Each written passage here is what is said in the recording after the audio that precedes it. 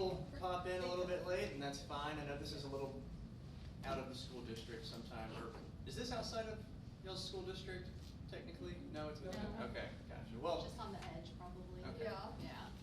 Well, thank y'all so much for being here. My name's Hunter King. Some of y'all know me, some of y'all don't. I'm a school psychology PhD student at the University of Utah, and I'm a VCBA who provides some supervision to some of the RBTs here in the Washington County School District. And this is Annie. Hi, everybody. I'm Annie. I am also part of the same lab at the University of Utah, working with Hunter. I help with technical assistance, observations, kind of anything in between.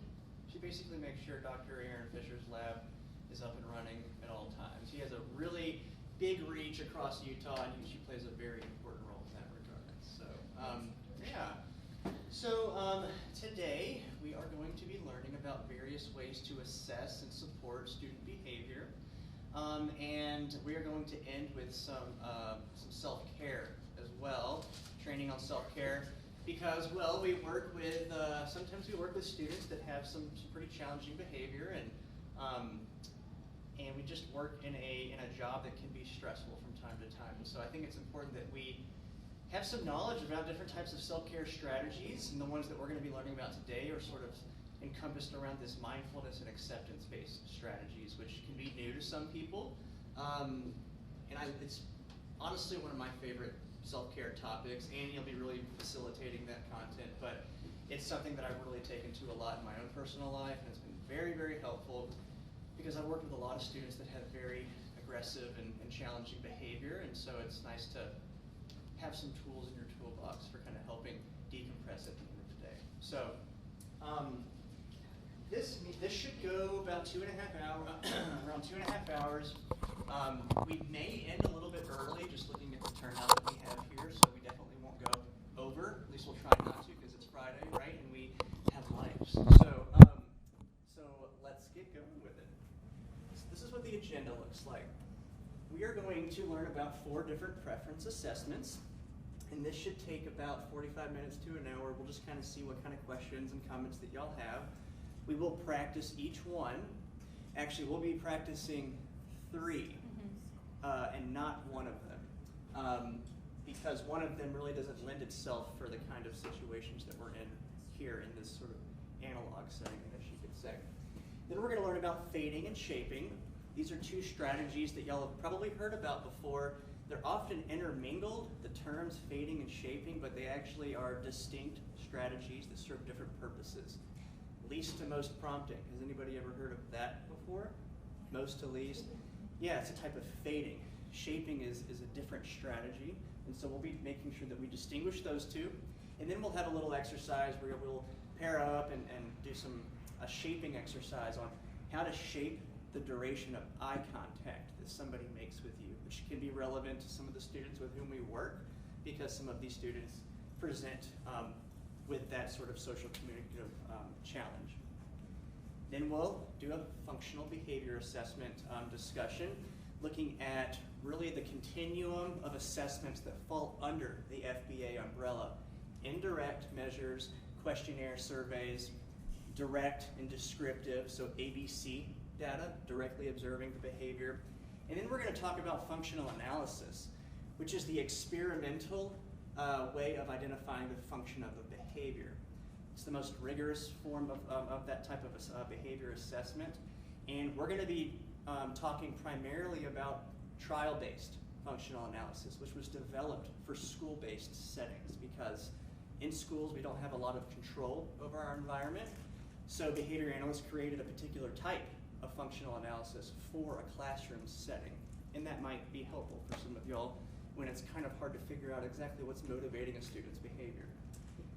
Then self-care and mindfulness and acceptance. Again, these are just approximate times. We'll see how it goes. We'll have a little Q&A at the end of each section, but please feel free to ask questions freely. I want this to be engaging and open. This is a very practical training, so there is going to be a lot of practicing and such, and so questions might come up, and if they do, we're here to help. Hey, how's it going? Hi. Oh, Of course.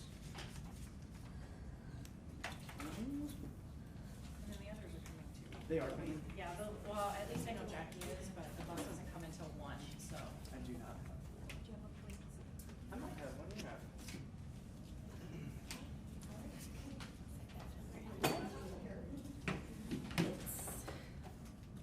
It's arthritis. Actually, I was wrestling with a bear. Literally, I Monster don't. cord. This is laugh. I want a better story than just, it's just broken. It just doesn't work right. I should, yeah.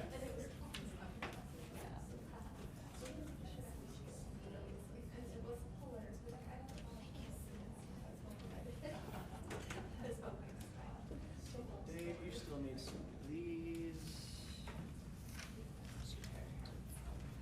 Dr. Fisher and Howard.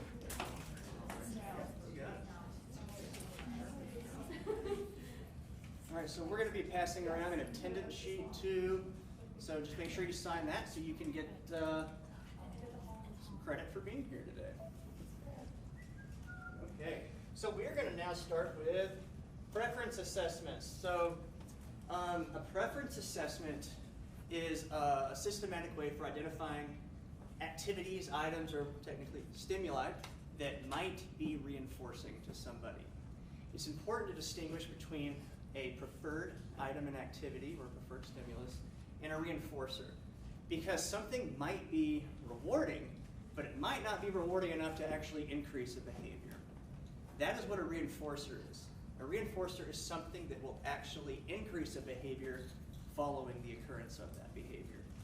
And the reason I bring that up, well, I guess we could talk real briefly about what types of reinforcers there are.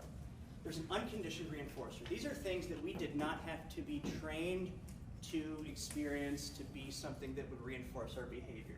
Food, sleep, and water. These are really like biological aspects of us that without them, we would experience an aversive experience, right? Without water, we would be very thirsty. We'd be more motivated to go seek out water. Without food, extremely hungry, so we'd be much more motivated to go seek out food. These are called unconditioned reinforcers. We did not have to learn, we didn't have to experience really a contingency necessarily for them to, they didn't have to be paired with anything for them to become reinforcing. Then we have conditioned reinforcers. These are things that we often see in classroom settings or in clinics that we're using to increase behavior. They've usually been paired with something that's been conditioned already or an unconditioned reinforcer. So money, tokens, technology, social praise, all of those things, if we showed them to somebody who had never been exposed to them before, they've never been paired with anything, they would likely not increase behavior because they wouldn't know what to associate them with. So money is reinforcing because it allows us to buy things, right? We learn that over time because it's been paired with purchasing commodities.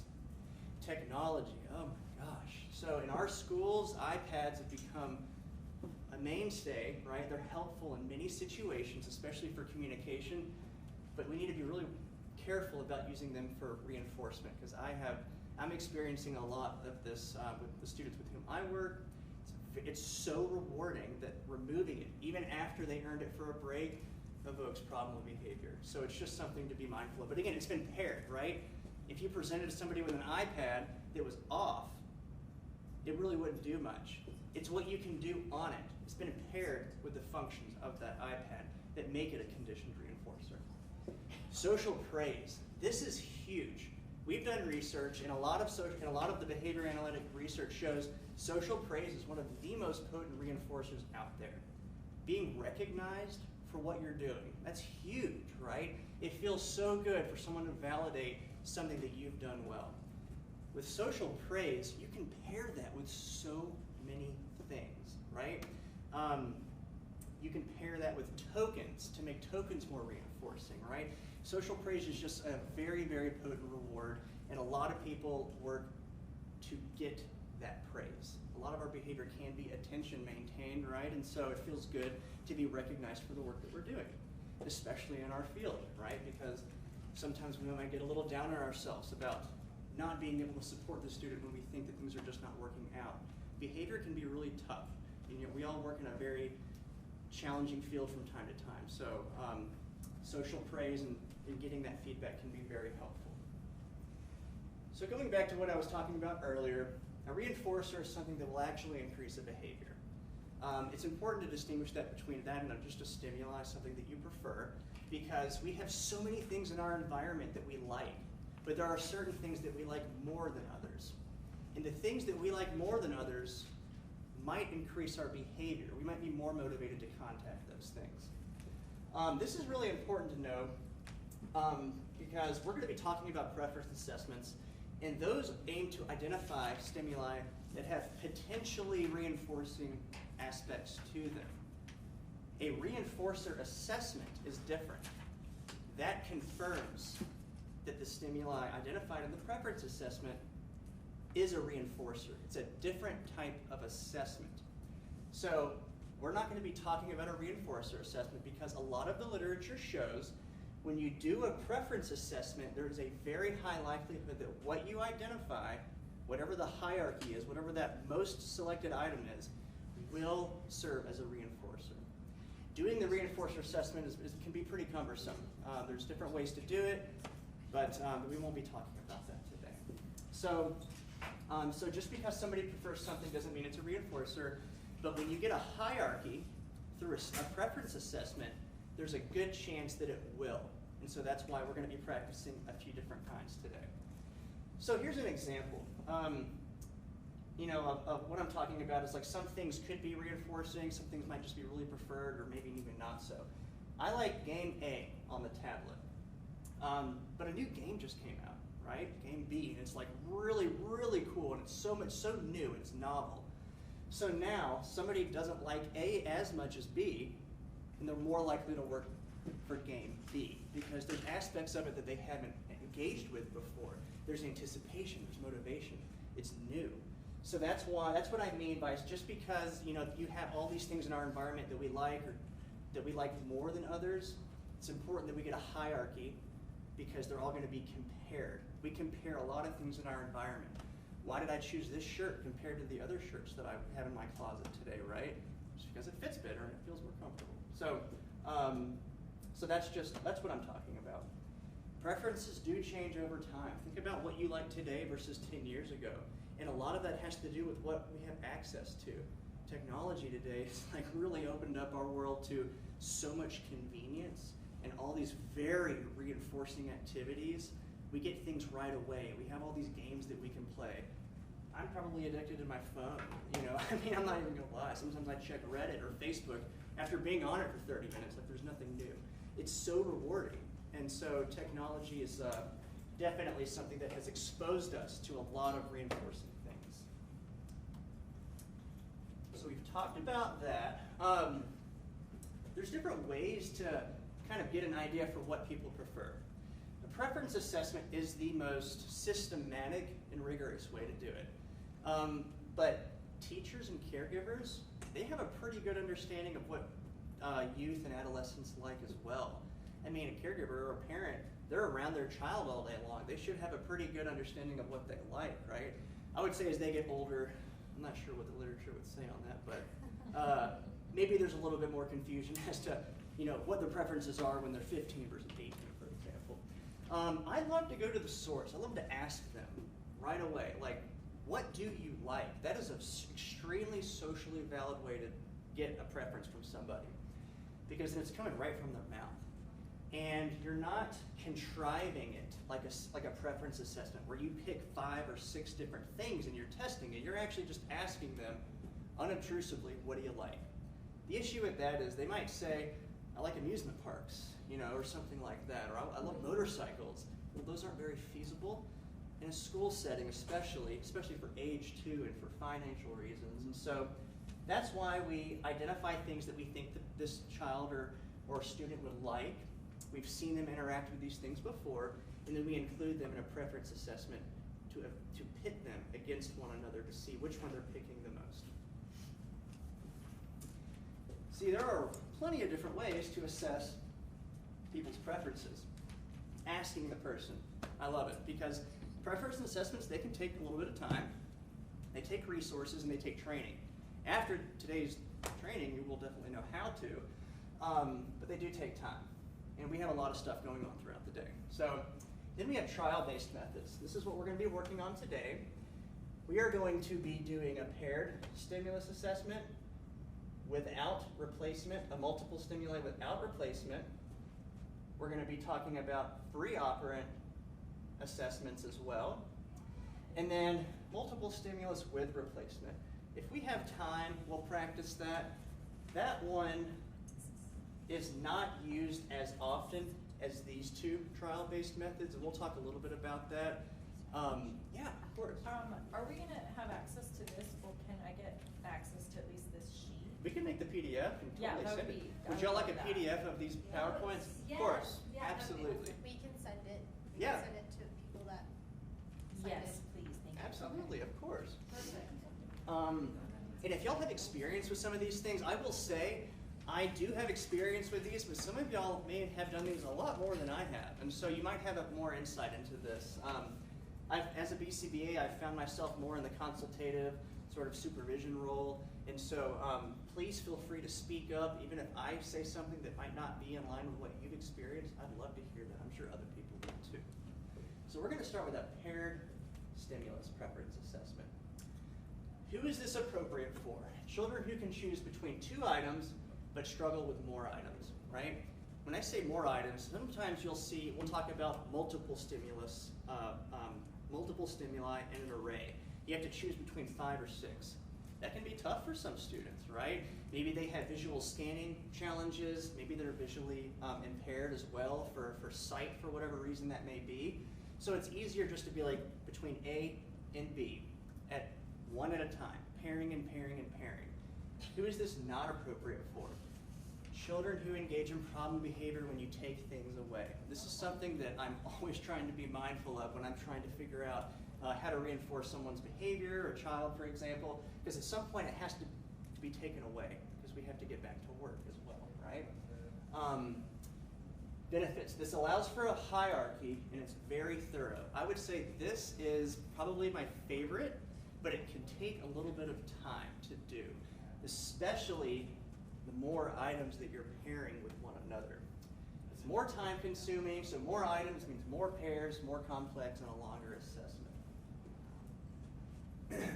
One way to figure out, so you actually have this right here. And rather than bringing a bunch of toys in here, I just printed off A, B, C, D, D. so we're working with what we've got here. So we'll be using those here in just a minute. So this is how you calculate the number of trials that you're going to want to do. You can go online and find these blank sheets. There's plenty online.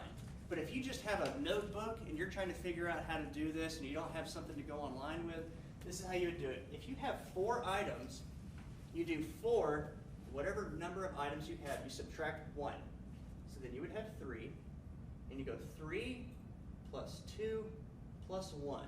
That means that you're going to have 6 trials, basically 6 pairings.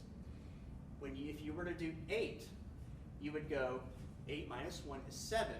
7 plus 6 plus 5 plus 4 plus 3 plus 2, 28, and then 13, 78 trials, right? It gets, I know, but when I was prepping for this, I'm like, okay, I was kind of wondering how do you know how many trials to do? And so I figured that this might be sort of helpful. See, 4 minus, so you've got 3, 4 minus 1, 3, 2, 1. This means that they've all been paired with one another.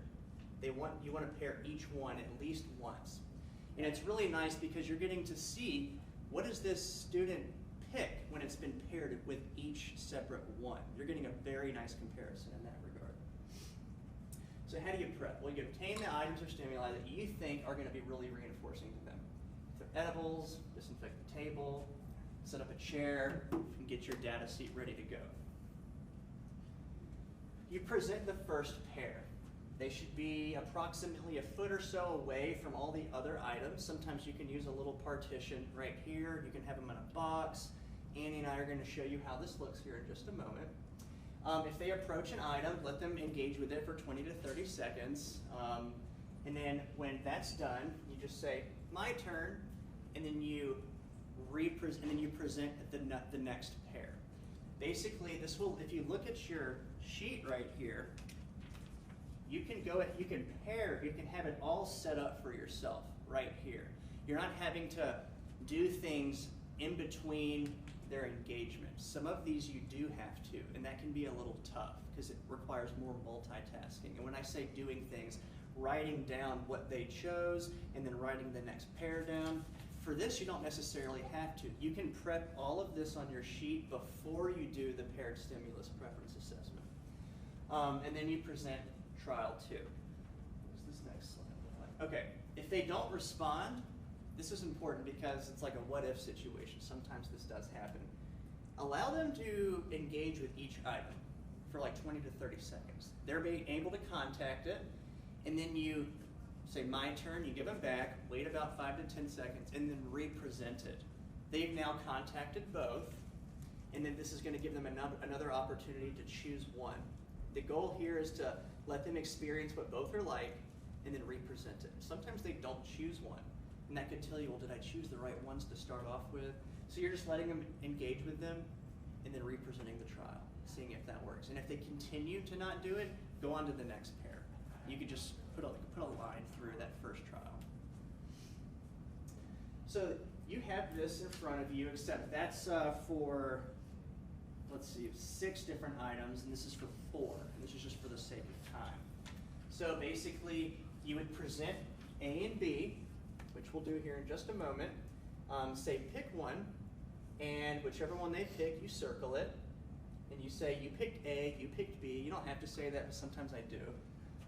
And then you take B and you just put it away if they picked A.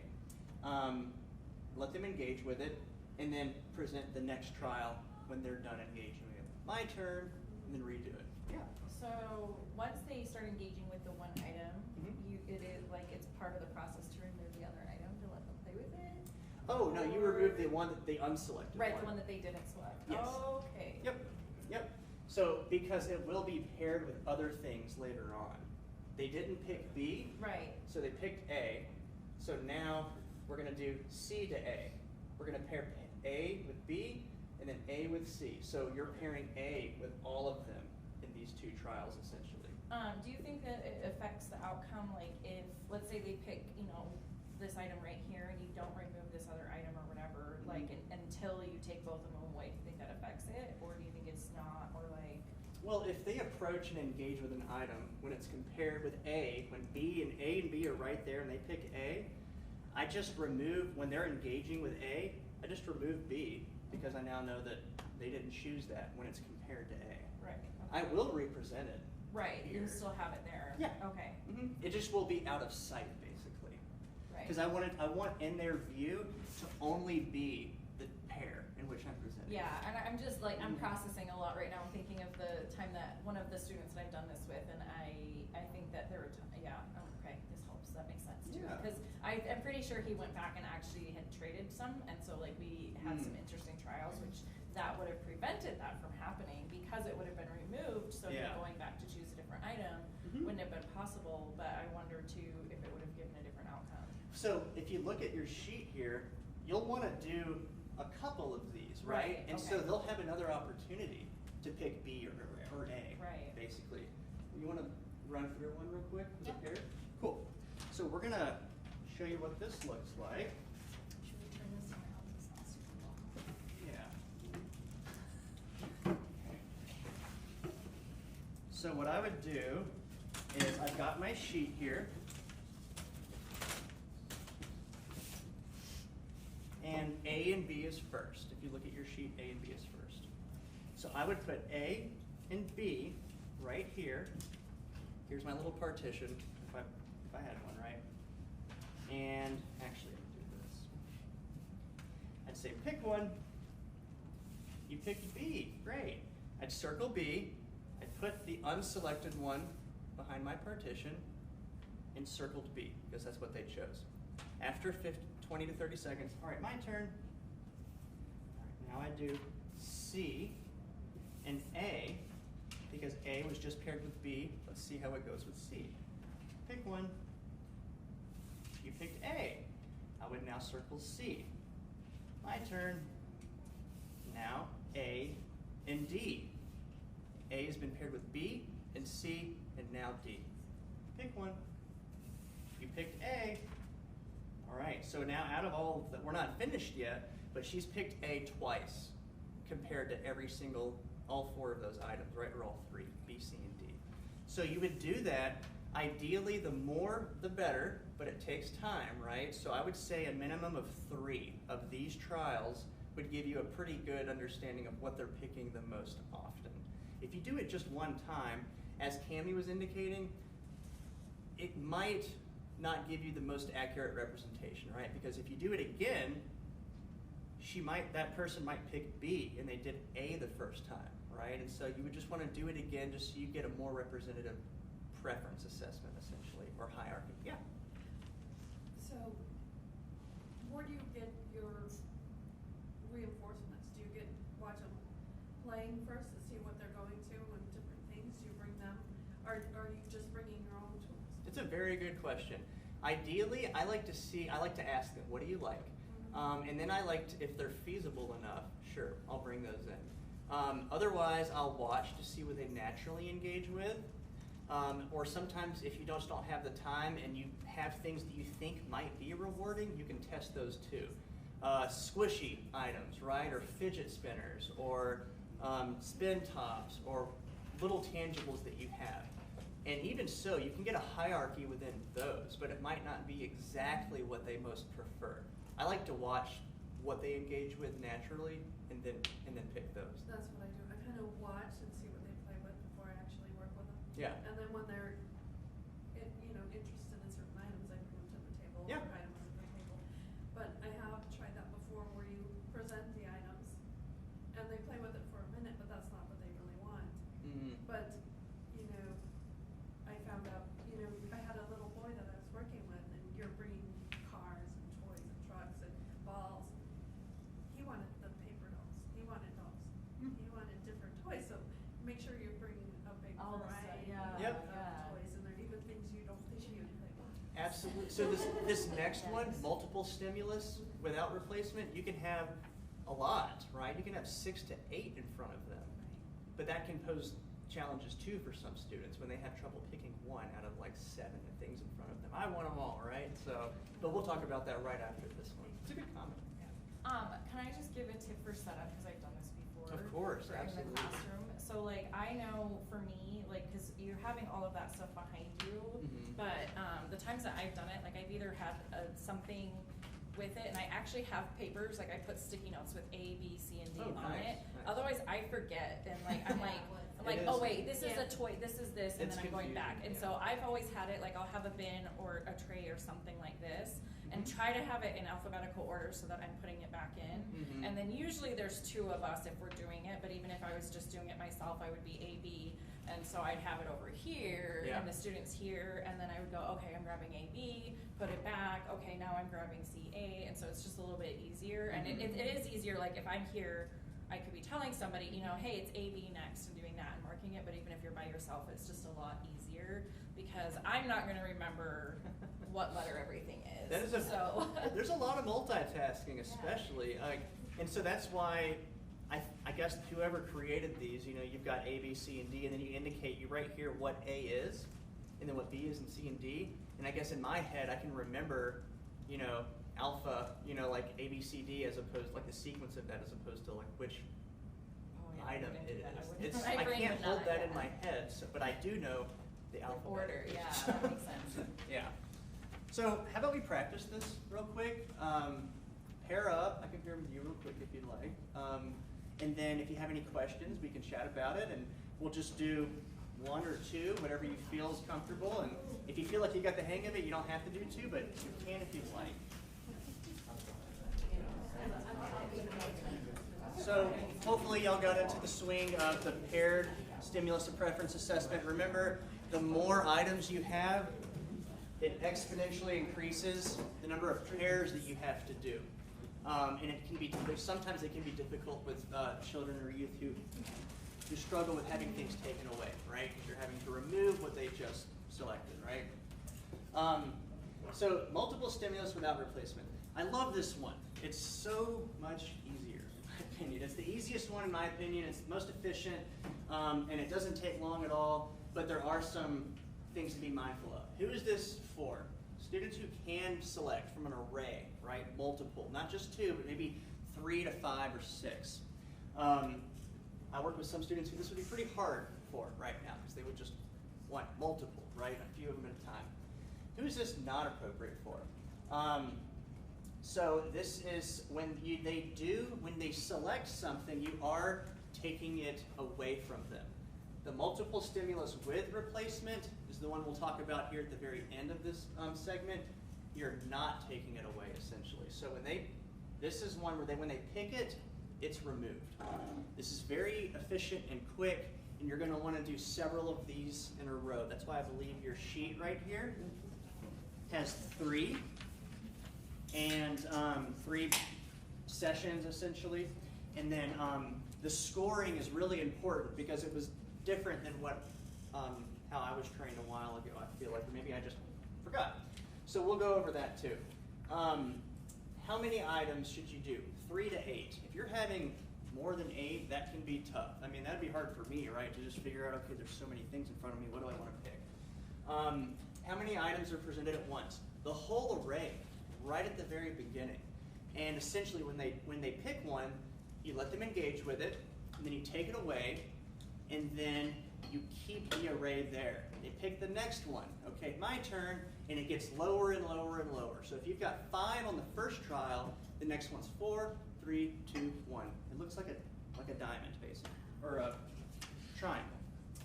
So let's see how this looks here. Again, obtain the items and whatever you believe would be preferred based on direct observation or maybe just an idea of what you think that they might like. And then set up the data sheet. This can go really quick. So I think that you could get 4 to 5 of these done in 20, 15 minutes probably, maybe even less. You'll see how quick this goes. So you present one trial, all of them in a row.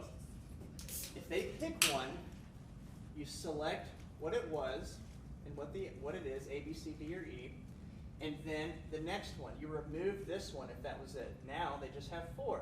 If they remove this one, now you've got 3, 2, and 1. This is a great way to get a hierarchy. It's efficient, and you can knock out a lot of these in a row. Again, the same, how you present it is very similar. Pick one when you want it back, my turn, and then you lift the partition up to show them what's there now. So scoring it is interesting. So you want to go in order. So if you've got apple, fish crackers, cookies, and all of that, you would start with apple. Let's say it's A.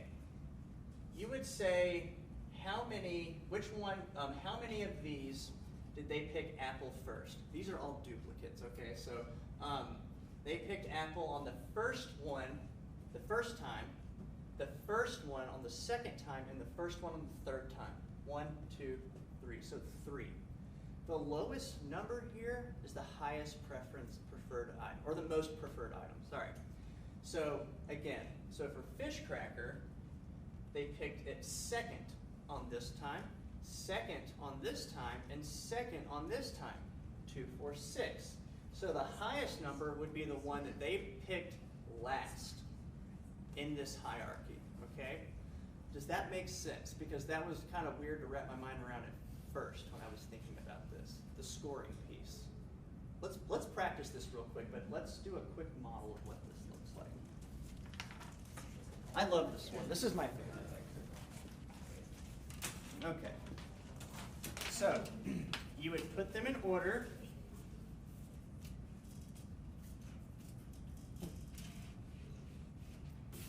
All right. Pick one. You picked C. And then you would put C. All right, my turn. Or you could do a little partition here if you wanted. So there's not competing stimuli like in their vision, right? So you could do this, document that they picked C and where it was. C was the third one, so you would circle the third X there and put a C under that number 1. Okay. Pick one. You picked B. You would circle the second X and put B there. Okay, my turn. Pick one. You picked F. You would circle the last one and write the F down, and then you would do that until there's one left, right? And then that was the last one that they picked. You do it 3 times, or 2, or 5, or 4, however time that you have, and then you would just indicate on the first trial what did they pick, and you would put it here over and over and over again, and then you would get a total score. So before we practice, does anybody have any questions about how to do this one? It's real quick. You don't have to do a whole lot. The array stays the same, and then once you get down to 1, you do it again. And you can mix up the order if you'd like that next time to make sure that they're not focusing on one side or the other. Yeah? Do you think, is there a minimum, like, because there's 3 here, like, do you think that 3 would be the minimum to be able to make sure that you're getting the correct outcome?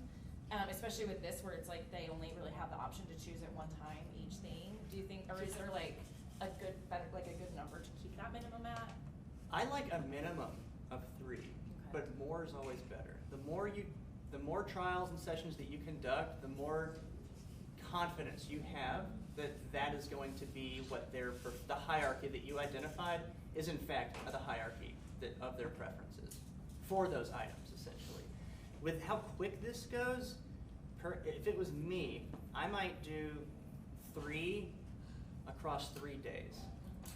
And that's probably 15 minutes. Total, right? And so that doesn't take too much time. So how about we try this real quick? This shouldn't take too long, but practice scoring it. That's what's really important here, is to figure out how to score it. It was. All right, everybody, we're gonna get going. Hopefully that was helpful. Again, that's my favorite one.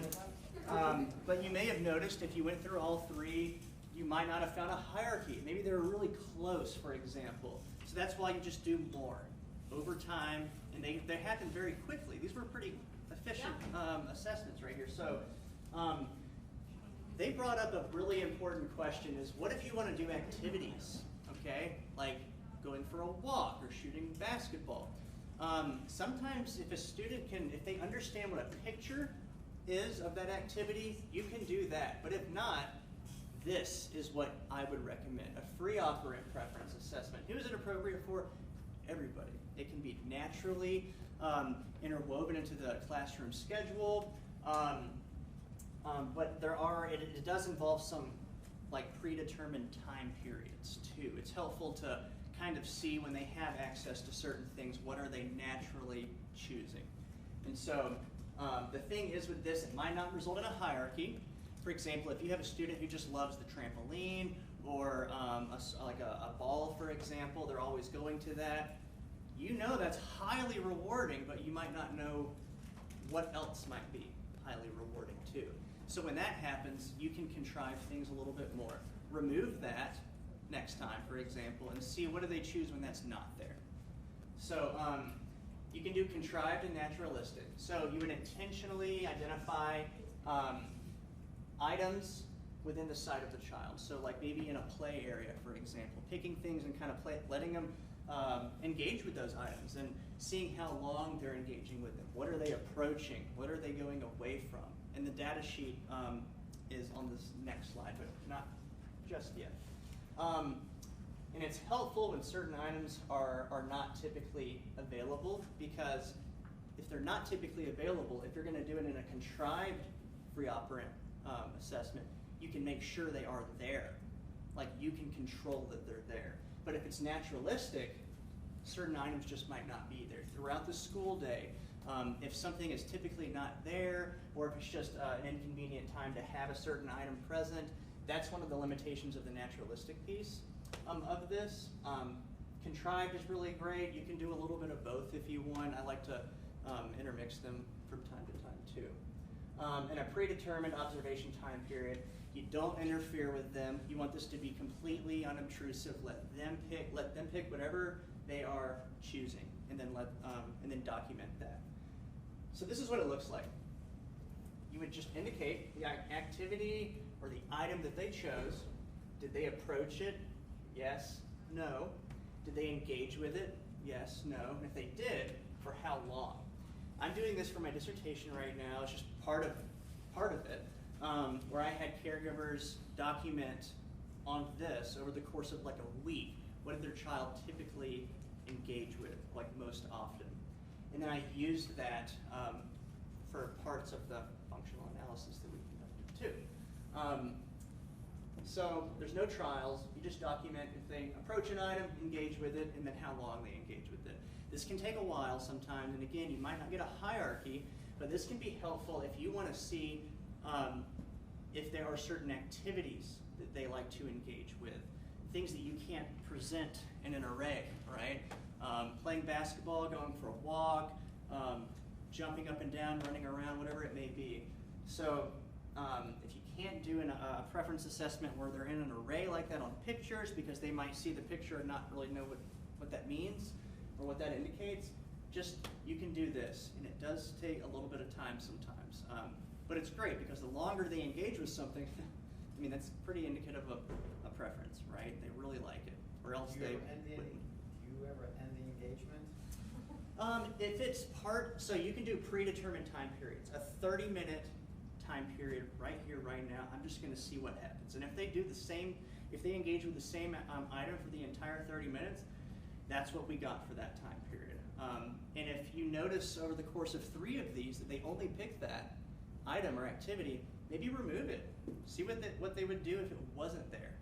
That can help you get a hierarchy, but again, you're influencing a little bit, which can take away from the free operant piece of this, which is just letting things happen without our interference. But it can be helpful if they're only picking this one thing to maybe take it away after a few sessions just to see what they would do. So, yeah. Nice that this works with all students, though. If you have a student that just wanders during free play, like Just wanders? doesn't engage in learning anything. If that's the case, then I would document what they're doing. If they're walking in circles, maybe that's a self-soothing activity. Maybe they like walks, possibly. Are you thinking of a specific? Well, we work in preschool where a lot of them are nonverbal as well. Okay. So yeah, we have multiple students that just kind of don't engage in any of the toys or activities. If that's the case, would you think a preference assessment like a trial-based one would be helpful? Do you think they would choose something if you were to present it in that sort of format? Pick one kind of thing? Possibly. That's why there's different kinds that's why we're going over several different types, because students have different presentations and preferences and ways of interacting and ways of communicating. And so I would be curious if they're just not engaging with things when it's free time. It could be that it's because other students are engaging with things too. But if you had a one-to-one sort of trial-based method like this, I wonder if that would be different, because you're presenting the opportunity to do something and they might benefit from that opportunity as opposed to go for it kind of thing. And if you have a student that every day the reinforcer changes, do you just do one of these like at the beginning of a class every Every day, yeah, that can be tough. I don't know if I would recommend doing one of these every single day, but if you have a hierarchy and maybe you've got like 7 or 8 or so, and you have somewhat of a hierarchy, I would present those on a list and say, which one would you like to work for? And then they have an option of what they'd like to choose. So that could be one way to do it, is to like show them, hey, here's a list of things. What would you like to work for today? And if they say nothing, you can ask them, right? Just ask them, hey, what would you like to work for? Unless these are nonverbal students, okay? Yeah, that can be tough. Sometimes it takes a little bit of time to figure out what it is that they do prefer. Maybe you could ask their caregiver, what is it that they like? You've tried several of these methods, and maybe we're not finding something. They're not selecting things. They're not engaging during free time. What do they like to do at home? Are there certain things that you've noticed there? Yeah, these aren't like the end-all be-all, right, of identifying something, but they are helpful for most students, for sure. It's a really good question. It's a hard one, though, because I'm not quite sure all the time, so behavior can be confusing. Thank you. So the with replacement, we're not going to practice this one because it can result in a hierarchy. So like we just practiced the multiple stimulus without replacement, you're removing what they chose. This one, it stays in the array the entire time. So they could pick it every time, essentially. And so you might not get a hierarchy. They could pick the same item. It's more time consuming compared to the multiple stimulus without replacement. If you want to go to the next slide, I'll kind of show you how it works. And then one more. So everything's really very similar. If you've got A through H, you want to make sure that you're pairing them at one at a time, A, B, C. If they picked 1, it stays in the array. C, you put it here. D, E, right? The thing with this is there's a lot more to keep in your head because you don't have A through H all listed at once. You're doing 3 at a time. So if they pick C, you include it in the next one. And then you have D and E. Oh, they picked D, now we're concluding it in the third one. And then you have F and G. And if they picked, looks like if they picked D, then A. Then A is in the next one, and then C. So there's a lot more to be mindful of, and you have to make sure that everything's been paired at least twice. And what's tough is to have all of this in your head, because when you have the without replacement one, the upside down triangle, you're not having to keep knowing exactly what's been paired so many times, because things change up. Because what they've picked is now in the next one, and then now you're having to include what hasn't been paired yet, and you kind of have to keep that in your mind. It takes longer. It might not result in a hierarchy because they can pick it over and over and over again, essentially. So we're not going to practice this just for the sake of time. I would recommend paired stimulus preference, multiple stimulus without replacement, the one that we just did, because they take less time, they're more rigorous, and you're more likely to get a hierarchy. And if those don't work, free operant preference assessments are those, but I would prefer a more trial-based method. So just a recap, again, this is sort of a flow chart of determining what would be most appropriate. Basically like the types of students, their tendencies, can they select from an array? If so, then you would go to this type of preference assessment. Do they have trouble when things are being removed? Okay, if that's the case, then you would go to this type of preference assessment. And again, we will have a PDF of this for y'all to look at for your records as well. So before we take a quick break, do y'all have any questions about any of the content we've discussed so far? All right. If y'all do, feel free to chat with us during the break. We'll take a 5 to 10 minute break, and then we'll get back to it, okay? We're going to talk about fading and shaping. This is really important because, one, these are often intermingled, these terms, and they serve different purposes. So sometimes a student presents with a performance-like deficit, like they don't know quite how to do something, and so we want to increase their ability to do that. And we would use shaping to do that. Fading is a way to increase someone's ability to do something difficult in a systematic way. And those definitions sound very similar, and that's why I think it's important to distinguish these two. So shaping, let's start with that. It gradually teaches a new behavior by differentially reinforcing aspects of that behavior, starting with something easy and small, and then making it a little bit more difficult and a little bit more difficult.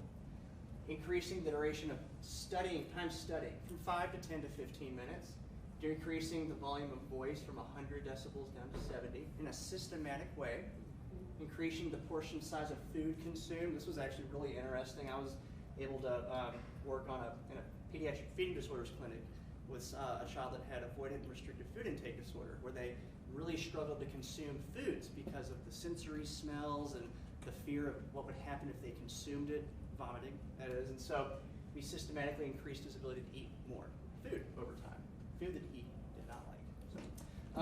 decreasing the duration of vocal stereotypy, increasing the number of math problems.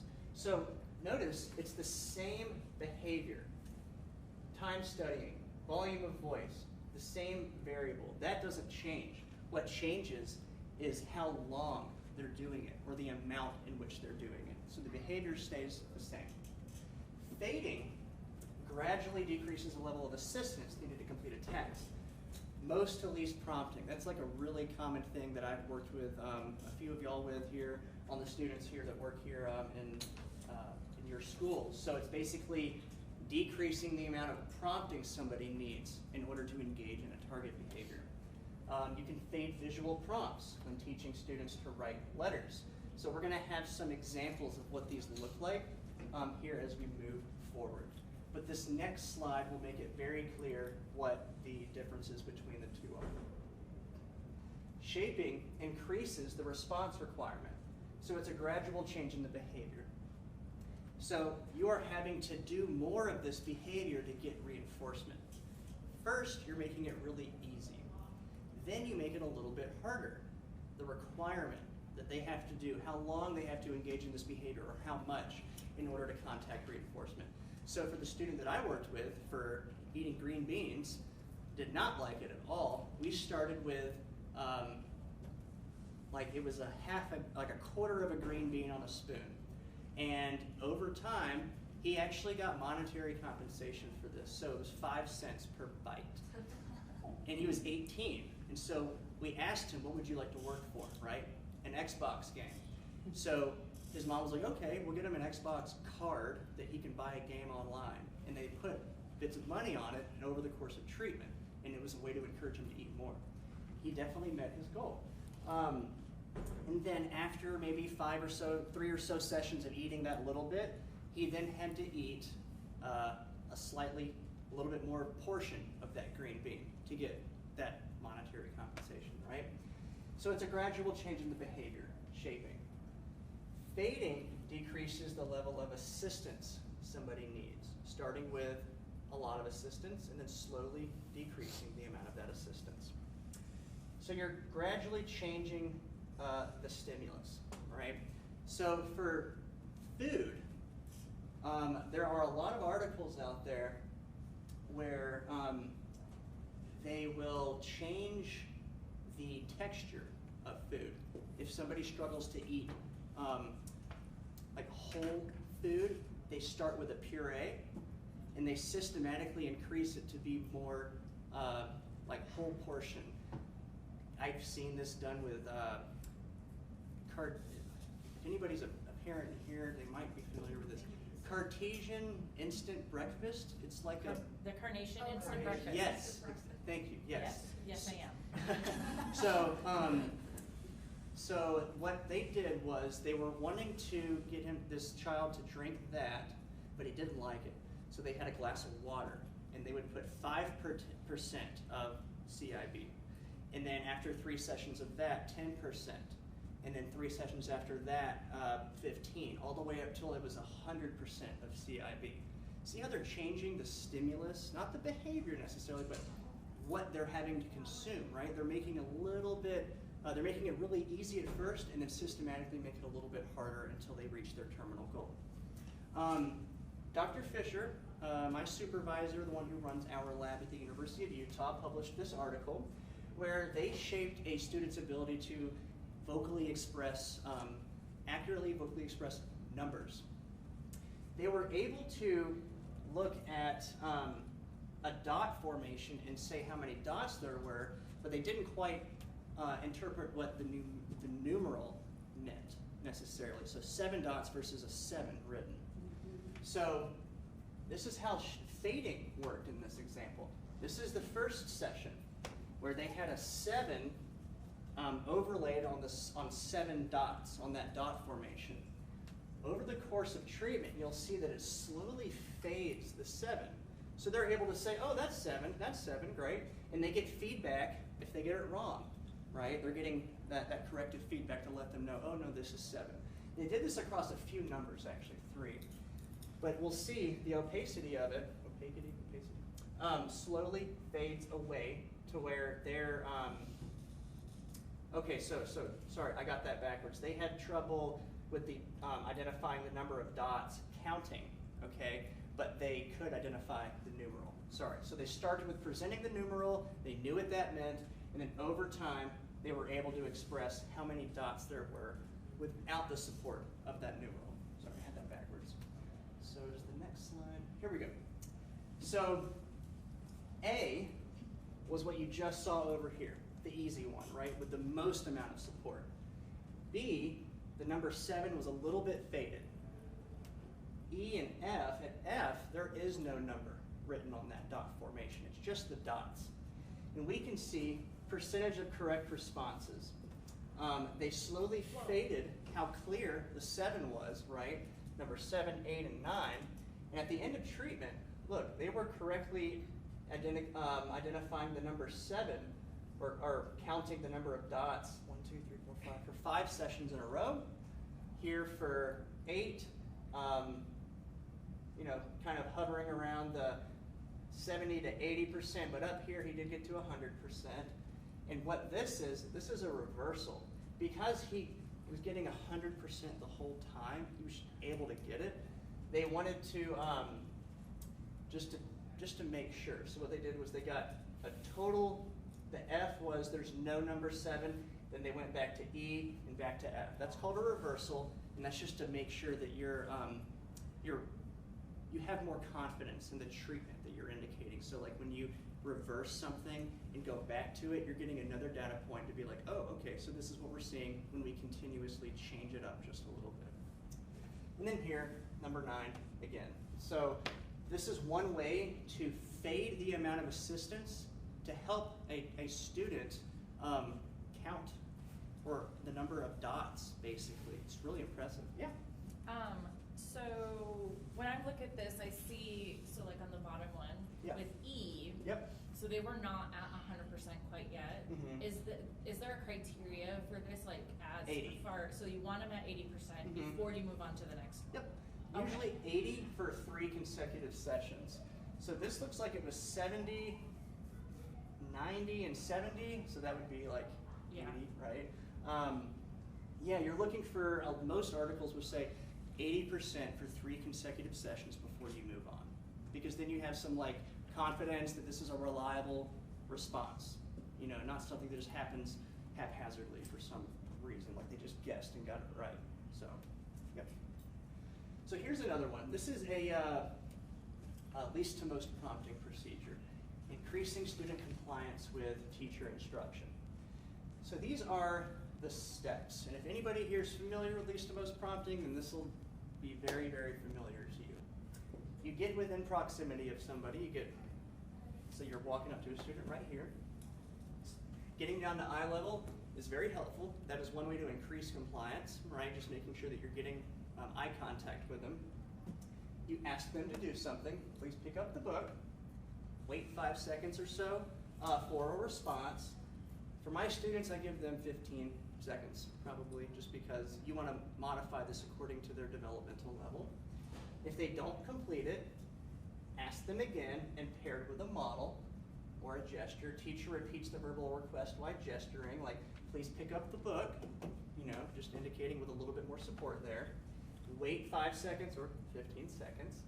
If they don't complete it, the verbal request again, paired with physical assistance to task completion.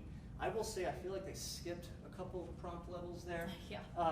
So, which is interesting because this is published in like a really good journal. But, so that is, it would basically be verbal. You would present it and then you would say, please do this, like by pointing, please do this while, like me, modeling it. And then please do this, and then help them, like this, and you would kind of help guide them into it. Partial physical and then full physical. So, here is what it looks like. Different teachers, and each teacher has a student, so these are dyads. The number of completed directives, so that's like compliance, the student's compliance. And this is how correctly the teacher adhered to that least to most prompting procedure. Before training was pretty low, right? 0 for them, and again, 0. which would make sense. If you've never been trained on it, how the heck are you supposed to know how to do it? So once they received training in it, they were more accurately doing the least to most prompting procedure. And look, compliance went up big time, okay? It dipped a little bit, but then it went up. For this, almost 100, that's probably 100% adherence to the least to most prompting procedure, went down a little bit. But look, the compliance, big difference. This is interesting. Wonder what made it pop up there. But they collected a few more, so we're hovering around 30 to 40% compliance, 4 out of 10 requests. But when we go up here, 100%, and it maintained. This is probably like a 1 month follow-up where when they're done with the training, they say, okay, we'll come back in a month and we're just gonna see how it goes. We're gonna ask you to ask the child to do this, and we'll see how it works.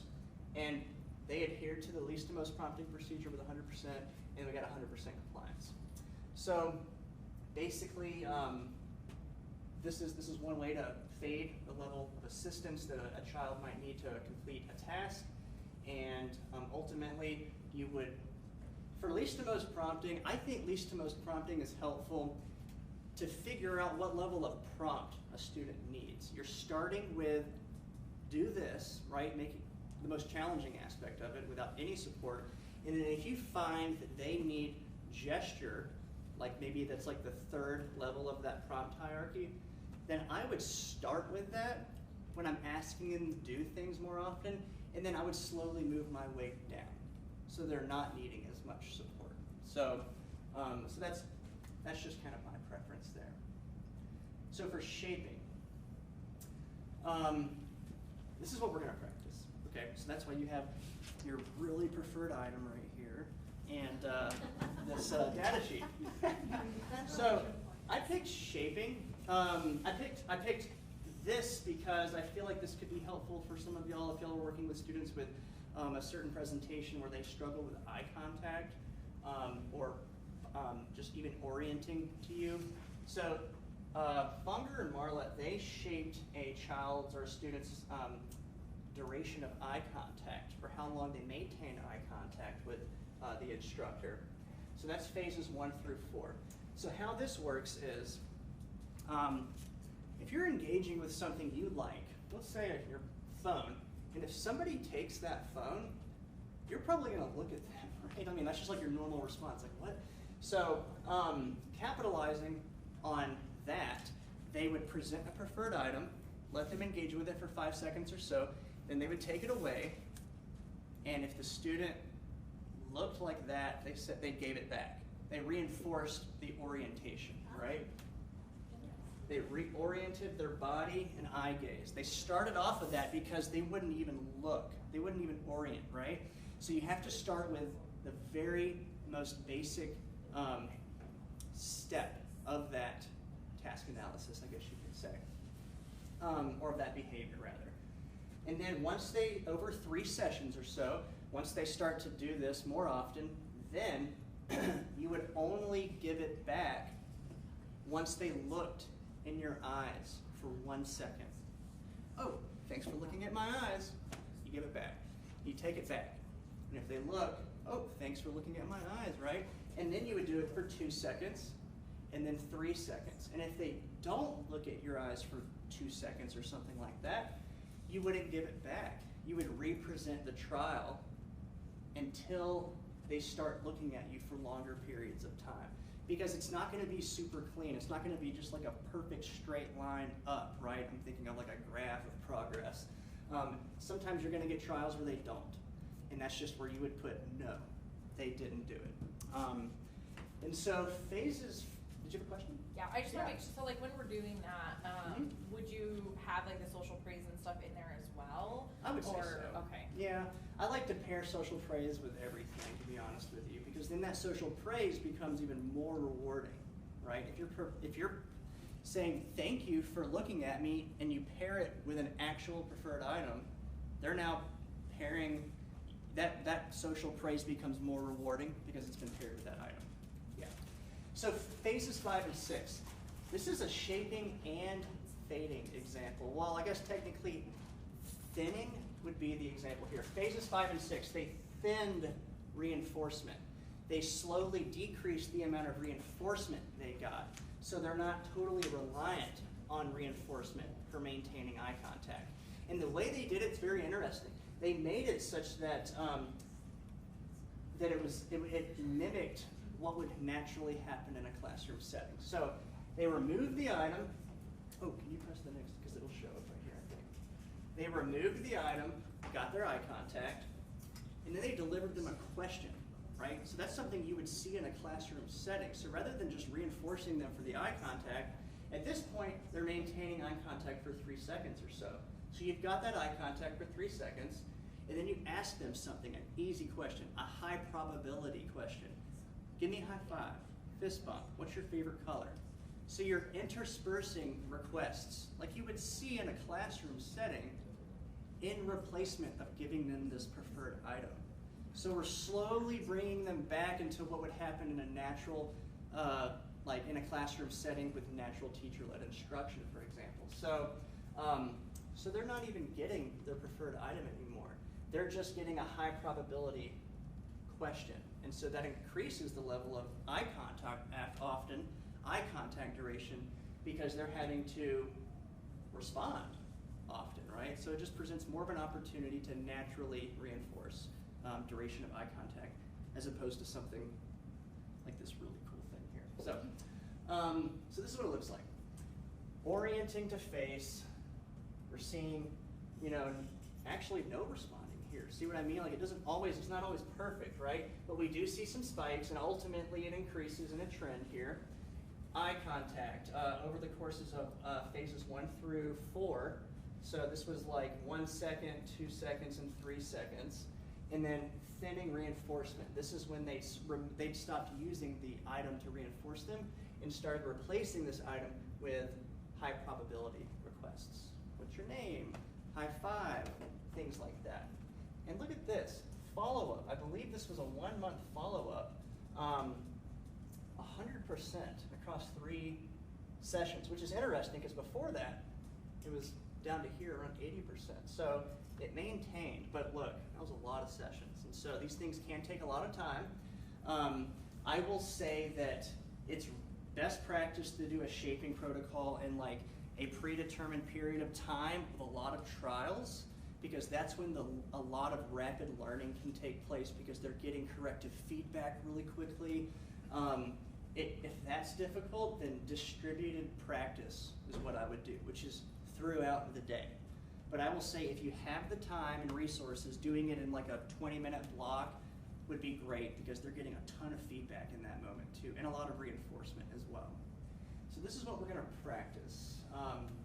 Any questions? Yeah, of course. Would you use a verbal prompt to say, look at me? Or would you just You would do it on their own? So for here, it's you just give them this, and then when you take it away, you're capitalizing on their natural movement there. So you wouldn't say, look at me necessarily. So if they don't look at you, you just probably go no. And then Yeah, you would say no, and then you would redo the trial. And I would say, like in this article, they didn't talk about that specifically, like what if they just don't do it over and over and over again?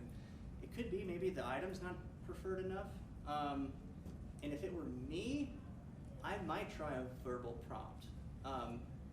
Look at me, right? Maybe pairing it with that, like removing it, look at me, seeing if that works. You can play around with it, but the most important thing is you start off with the easiest thing you can, just the orient, just the movement, the slightest movement. When I was first doing this, I even made the mistake, it's so easy to shape behavior. Like I was doing something where if I moved my leg like this, a student would like about to jump and elope out of the classroom. And I wasn't mindful, I was tapping my foot a lot, and that student was always he was just like about to run all the time. And I started to notice that when I was moving my foot like this, and then I'd stop, he would kind of go back in his seat. It was very interesting. There must have been something that happened in his learning history of an adult that maybe looked like me, I don't know, moving their foot like this and then eloping. I don't want to know about what that may have been, but you can shape behavior and not know exactly that you're doing it sometimes. Yeah. I like, for me, depending on with the kid too, and I know you're saying like a preschooler, like it seems like pretty low skill, but like I'd also bring the item towards my face. Like if I'm removing it, I'm gonna move it back this way so they, if they're Yeah. gonna find the item, Good point. it's gonna be in my direction, so at least I can get them to orient if that's, if they're motivated by that, but This that's is- again, if they're gonna be There was willing a to do good that. point. A student loves my watch. I walk in the class and they cannot stop looking at it. And so I was doing eye contact, and so I did this, and I did this. And he was able to maintain eye contact for like 15 seconds. But I mean, he was looking for something, but he was getting a lot of reinforcement for that. So I was just kind of capitalizing on that. I was like, I noticed that he's always looking at my watch. So I wonder if I can use that to sort of shape some eye contact. And it worked really well. Did you raise your hand? Were you going to say something? I'm sorry, I thought maybe you were. Okay, so let's try this real quick. You can pair up with somebody. I will show, Annie and I can kind of model this real quick. And this is basically what it would look like. So you can test your partner if you'd like and make sure that you're not looking or whatever you'd like. But I would say just for the purposes of today and for time, maybe make it easy. So, so here you go. My turn. Thanks for looking. Yes, session 1. My turn. Thanks for looking. Yes. So this is just face orientation. She's just looking at me, but not really in my eyes necessarily. Oh, my turn. Thanks for looking. So this next one would be 3 sessions for 1 second of eye contact. It's interesting when we practice these, how I've noticed that eye contact can be pretty uncomfortable, especially for 3 seconds. Like, I don't know why, but you might find that when you're practicing this. And then you would just do 1 second. It would go 1 to 2 to 3, but let's just go from 1 to 3. After this, we'll take a quick break, and then we'll get into FBAs, okay? FBAs, okay? I'm probably going to go a little quick through this. Some of y'all have probably heard of functional behavior assessments before, and just for the sake of time, I'm probably going to end here at 3:05 to 3:07, just so Annie can do our self-care and mindfulness stuff. So, who here has heard of a functional behavior assessment before? That makes sense. Yeah. So an FBA is a systematic process for figuring out what environmental variables are surrounding the occurrence of a behavior. And there's different ways to figure this out. So a lot of people might not know this, but in general, people understand FBA as this umbrella term that includes indirect assessments, direct descriptive, and then the most rigorous form, the experimental functional analysis, okay? You'll hear people say indirect FBA, descriptive FBA, FUBA, but how I understand this is we're conducting a systematic review of the FBA in the school-based literature, and it's showing us that most people refer it to as an umbrella term that includes these different types of assessment methods. And they're used to identify the function, which there are 4 of: attention, escape, avoid, tangible, and sensory. And function, for those who, has anybody here not heard the word function before? Okay. Again, it's basically what is motivating a behavior to occur. What somebody gets out of something. In schools, you're most often using these: ABC data, narratives, problem behavior questionnaires, parent interviews, things like that. And so, want to go to the next slide here. And then one more. Perfect. It's important that we conduct FBAs to identify the function, because if we don't know specifically what the function is, we could be putting a lot of time and effort into a behavior plan that's maybe missing the mark a little bit. We could have a lot of confidence that we know what it is, right? They're doing this to get our attention. And we might be right a lot of times, but it's important to have some confidence behind that. So it's consistent with the PBIS framework. A function-based BIP is reliably shown to be more effective at supporting a student's behavior.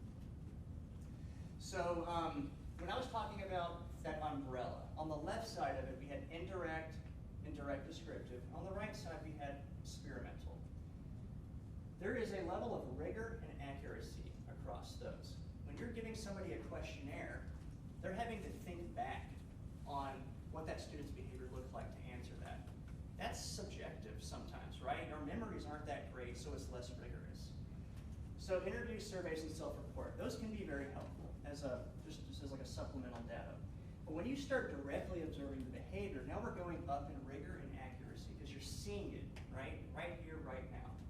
Direct observation, getting a narrative of what it looks like in a continuous time format, right? And to see the behavior consequence, documenting those to see, okay, what reliably triggers this behavior to occur? What reliably reinforces that behavior? So we've got less rigorous, a little bit more, and then we get the experimental functional analysis, which is the most rigorous, gold standard way for figuring out the function of a behavior. There are pros and cons to these. While they are much more accurate and they confirm a function as opposed to just guessing and hypothesizing it, right? They were purposefully evoking the behavior in different ways. And that can be dangerous, right? For certain students who just have very challenging behavior. I've been punched in the face before in my first FA because I was not sure how to conduct it, even though I was in the control condition where you just play with toys. And so it's just very important that we know that certain functional analyses, the experimental ones, they can evoke, we're purposefully trying to evoke the behavior in different ways to see if there's a pattern when you're seeing different types of functions, like the tangible function. You would have a tangible condition. You would, for the attention function, you would have an attention condition for all the functions. Then over time, you would see the highest rate of behavior for which type of function. And you have a lot of confidence that it's that function. So I'm going to pass these out here in just a little bit. Here is one questionnaire that I really like, that I have a lot of people that I work with here in Washington County complete, the problem behavior questionnaire. It assesses these 4 different functions, and you score it by looking at, okay, on question 5, what did they score? And you would circle the number, and then you would total it. The one with the highest number of points is hypothesized that that is the function that we're looking at. So does the problem behavior occur and persist when you make a request to perform a task? Gosh, I see that a lot. So let's see, number 1, escape from adults, right? So you're asking them to do something. So there's a social component to it. You're the adult doing it.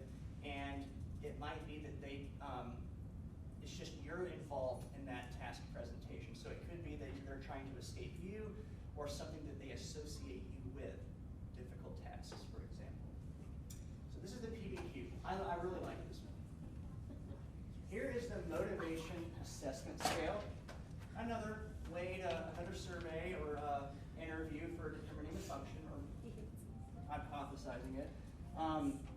Would the behavior occur continuously over and over if the student were left alone? That would be a sensory question, right? Because there's nothing involved. You're not asking them to do anything. You're not removing anything, right? They're just in a room and they're engaging in a behavior. That would presumably be sensory, which would be right there. So that's the mass.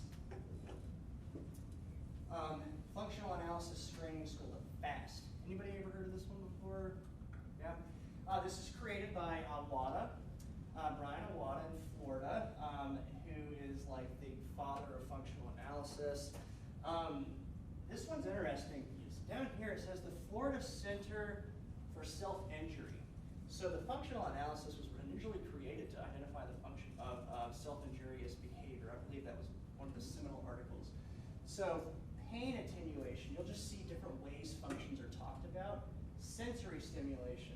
So I guess for this specific clinic, for somebody who engages in a lot of self-injurious behavior, this one will be really helpful because it differentiates sensory stimulation, doing something just because it feels good, versus something to attenuate pain that they're experiencing.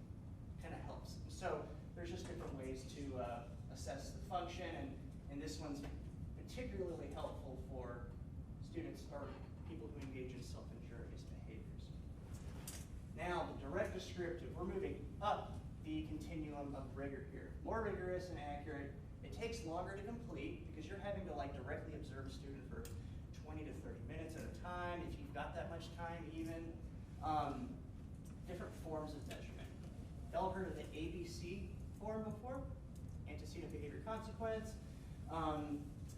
There you're just indicating what triggered the behavior, the antecedent, what did the behavior look like, what they do, and then what reinforced that behavior, what happened right after it. So this is important to know. I see a lot of, when I do some trainings, I'll see people just do the ABC, or at least with some of the pairs that I work with in our school when I do trainings, they'll hand me their sheets back, and it'll be just this, without this. It's important to know that it doesn't generally end with one C, right? The consequence. This is usually an ongoing experience, I guess, with the student. So the teacher asks them to do something. The student throws the pencil. The teacher asks them to do it again, right? Well, this serves as an antecedent for this behavior, right? The student is up in the ante, right? We're seeing more severe behavior. They repeat the request. Well, the student's like, no, I don't want to do this. Tips the test over. The teacher says, go to timeout. Well, when the teacher says that, the student behaves again, right? So this was a consequence. Now it's also an antecedent because it triggered this behavior too. So it's important that we don't just focus on this. We're not one and done with this. It's important that we get the whole thing here because we're seeing different consequences. Sure, this is attention, escape, all right? They got out of what they wanted to do. They were getting attention at first, they didn't like it, and then they upped the ante. Oh, this is what I have to do to go to the office now. And that's probably part of their learning history now. Oh, all I have to do is flip them off and I get to go to the office. So, gosh, I see that a lot. So, has anybody seen this before? This is a little less common. Dr. O'Neill at the University of Utah developed this. I love it, but it's a little hard to get used to. So basically, you would write the behaviors here. You've got the antecedents here, and you can put more here. Perceived function and actual consequences. Here, you put times of day. If you want to go to the next slide. I just wrote down some. We got Silly Sally over here. And physical aggression and noncompliance. If you notice down here, there are numbers. These relate to the behavior occurrence. So this would be the first occurrence of behavior, second, third, and fourth. And they're not just specific to like this. Like this won't always be 1 and this will be 2. I'll show you what I mean on the next slide, but this is what I mean here. So physical aggression, the first occurrence occurred between 8 and 9 a.m. when we asked them to do something. What happened, a perceived function. Presumably they got aggressive because they didn't want to do it. But what actually happened? There was a response cost procedure. They lost some time on their iPad, for example. Okay? So the 1 represents the first occurrence of any of those behaviors. You want to go to the next one. So the second behavior here, 9 to 10 a.m., noncompliance, that occurred during a transition, right? Please line up. I guess that could be this, or maybe they didn't line up appropriately to escape having to do that. And what happened? A verbal redirection, some attention there. So then you would cross out the 2, right? So I put this all the way down to 11. This, believe me, I've had to crumble these up and redo them plenty of times, but they're really helpful for seeing patterns. So, first occurrence of behavior, the second, the third, physical aggression for a difficult task, demand request to escape that task, and they got verbal redirection. The fourth and fifth behavior were both physical aggression between 10 and 11 a.m. when we asked them to do something. 4 and 5, a demand request to escape it, and they had a response cost procedure. You see a 6 here, because the 6th behavior to occur was non-compliance during the same time frame for a difficult task to escape that task, and they got a response cost procedure in place for that too. What do you notice about this that might be helpful, just from like a visual perspective, maybe patterns? Anything stick out to you as to why this might be helpful? Well, the time of day. Yep, very good time of day, absolutely. Looking this way to see how many numbers are grouped at this interval. Good job. What else? See that the demand is like one of the most biggest incidents to the aggressive behavior or the non-compliance. Yeah, look at all these are getting grouped up here for both of those behavior. You can further break them down by looking at the one, pairing them up 4 and 5 for physical aggression. But yeah, look at all that. And here too, and here too. But I would say demand should have probably 2 stars there. So, very good. You're picking up on this is where you can kind of see patterns. Things are grouping. We're seeing some reliable information about these 2 behaviors, primarily to escape certain tasks, with a little bit of activity avoidance too. And what really happens, these are the perceived functions that we're just kind of assuming why they're doing this. It's important to know what's actually happening. Here, you could put task removal or or something along those lines. But we're seeing that they're getting attention, verbal redirection, and they're having preferred things taken away, right? So this is really great, and I have all of these, and I'm going to hand them out here in just a little bit. But just for the sake of time, we're going to move on to functional analysis. So again, the most precise and systematic way to identify a function. You're purposefully trying to evoke the behavior. So you can see how this would be really difficult in a school setting with a lot of students around. Fortunately, there are several different types of functional analyses, right? Some of them for different types of behavior, some of them for different types of settings. And what's most important when you're looking at a function, when you're trying to figure out the function by looking at the results of a functional analysis, you're always wanting to see what function has the highest rate of behavior compared to the control condition. You're not comparing attention to escape to a tangible. You're comparing attention to the control, escape to the control, tangible to the control, to see which one has the biggest gap. Because presumably with the control condition, you wouldn't see problem behavior because you're just letting them play with something fun, right? We wouldn't see aggression on, hopefully not during that. So you would see a very low level of behavior. Then you look at that control condition and you compare it to the rate of behavior in each other condition to see where the biggest gap is. And we'll show you what that looks like in just a moment. So these are different types of functional analyses. This was the first one that came out. It takes a long time, 10-minute sessions for each tangible condition, attention condition, sensory, control. It's primarily done in clinics, okay, because we're purposefully evoking the behavior and reinforcing it, and it can get really intense. Oftentimes you have like karate gear on, like pads and such, and because it can get very, very intense there. A brief FA is similar to a full, but they're shorter in duration, the sessions. They're not as long, okay? So you can see how you might not have as accurate of data compared to the full FA, but they're helpful. Precursor FA, if you have very dangerous behavior that has a reliable precursor to it, like if somebody has physical aggression and this is a precursor, or clenched jaw, it's very helpful because they're not technically engaging in physical aggression. If they do that, you mark that down as an occurrence of the problem behavior, of aggression. It's very helpful because you don't want them to engage in high-risk behavior as much as as the full and brief FA. They do allow that. But the precursor, it ends when they show the precursor behavior. Latency FA, it's terminated right when they start to initiate a behavior.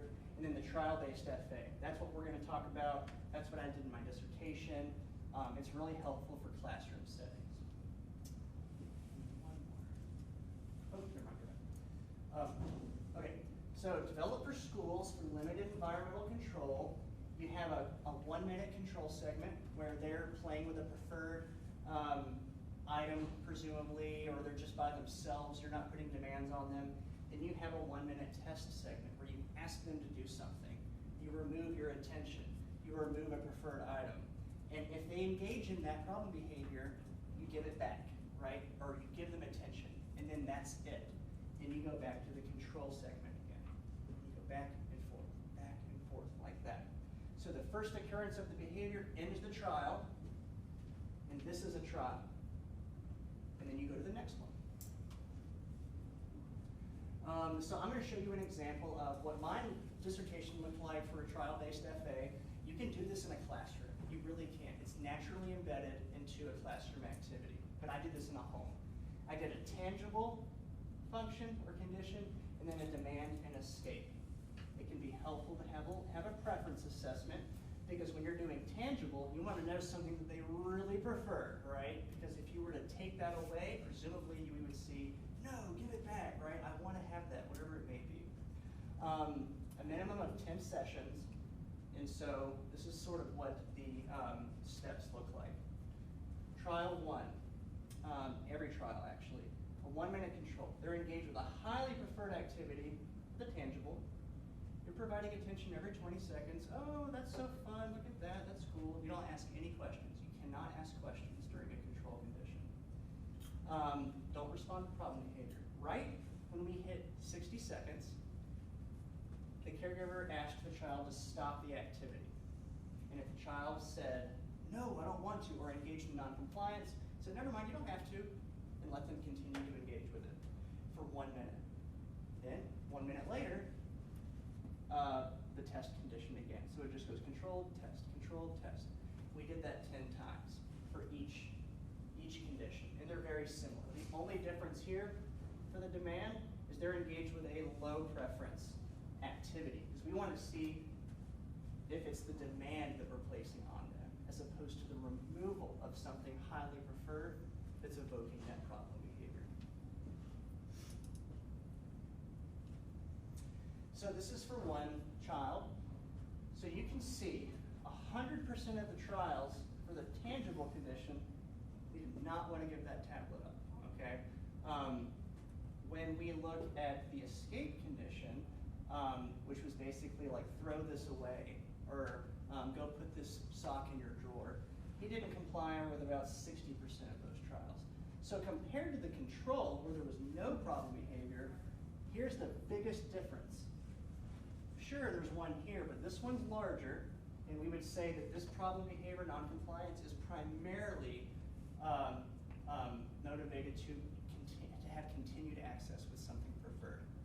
So that's what that looks like. So we don't have time to do a role play for this, but I do have data sheets for y'all that I can hand out, just kind of helps you to conduct one of these, basically. They're really simple. Yeah.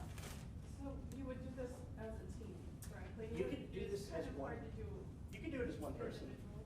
Yeah, I had one parent doing this during like a 30-minute time period or so, and they would be playing with their tablet, and she'd be like, oh, that's a fun game, look at that. You look like you're winning. Oh, please put that up. No, I don't want to. Oh, never mind, you don't have to. Do you die from that problem? Because I've only done The parents felt really weird about reinforcing the behavior, but it did not maintain. It didn't strengthen it. It stayed like that, because we did baseline stuff to see what it was. It was 100%. This functional analysis confirmed it, and then the treatment decreased noncompliance a ton. It worked really well with prevention strategies, actually. That's awesome. Yeah, it can be helpful to have someone watch and maybe document. Because But- I've done it with Dr. Fisher in my ear. And Oh, did he tells you? me what to do, and then he writes down the data as I'm actually working with the students. So that's like a bug in the ear Yeah. thing? And Yeah. he's telling me to do this. I think I saw that video. Was that a few years ago? I think I saw that video. Yeah. So as she's talking about self-care, I'm going to be handing out out just some of these FBA forms. So I'm going to let. Any questions on MBAs? You ask questions. Oh. Well, I mean, yeah, of course. So it's interesting. The first strategy was they would have a continuous engagement with a moderately preferred activity. At the end of it, they would ask them to do something.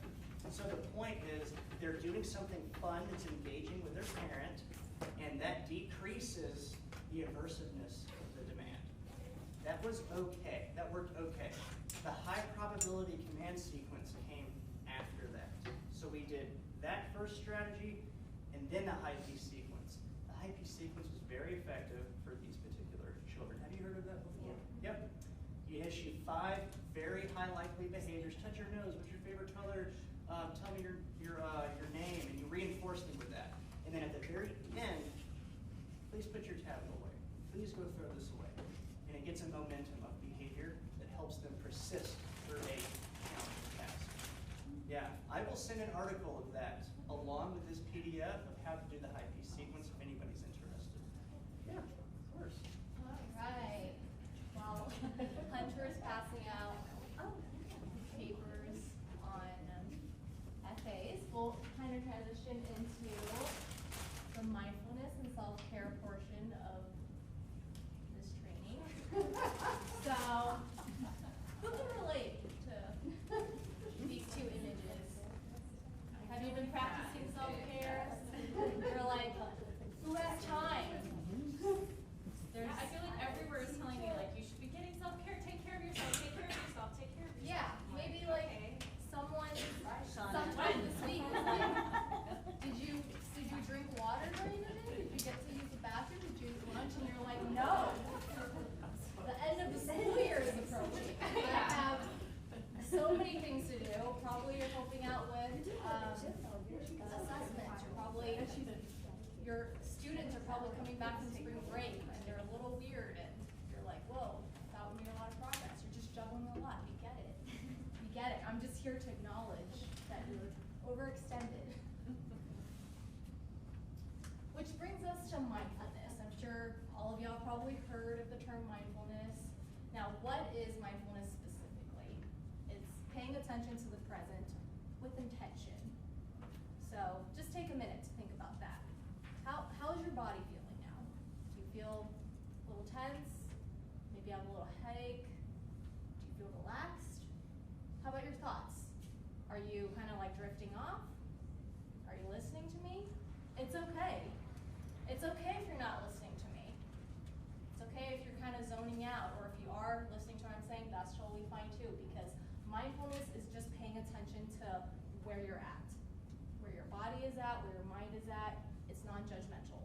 So if you're not listening to anything I'm saying, if I'm like, wah, wah, wah, wah, wah, that's fine too, because that's mindfulness. It's about the here and now and experiencing each moment just as it is. So no judgment. Don't feel bad if you have to zone out. If you don't want to hear me, that's fine too. Why is mindfulness important? This is like a very basic strategy, right? Just kind of tuning into how you're feeling. It's important because it manages stress, your day-to-day stress, and it reduces burnout. So, heard of burnout, probably experienced it, probably know someone who's going through burnout now. Burnout is defined as a prolonged response to chronic stress. So, what that can look like is maybe it can look like you have headaches, you have migraines, maybe your shoulders are very tight, you're tense after the day. Your body feels like, kind of like, ugh, after the day. Maybe you're feeling overwhelmed. I have too many things to do, I don't have enough hours in the day. What do I do? And that could come up as if you're a little unmotivated, you're not sure what to tackle at the beginning of the day.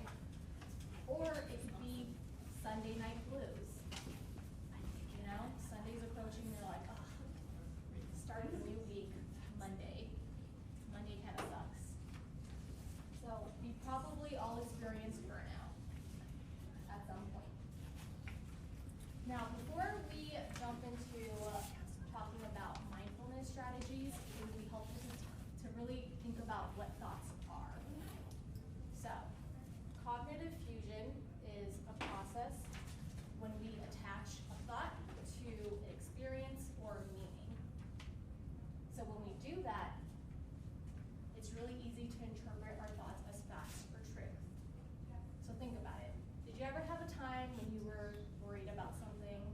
Or maybe you're just thinking about something and you're so caught up in your thought. Maybe you're anxious about something. Maybe you can't sleep because you're up all night thinking.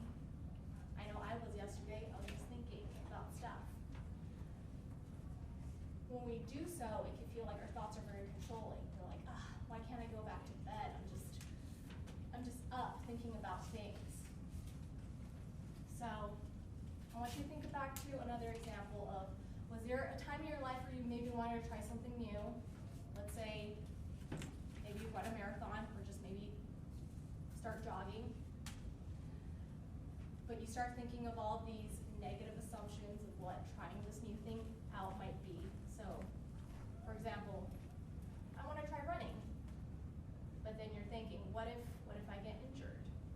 What if I suck at running? I haven't ran in so long. What if I'm really terrible at it?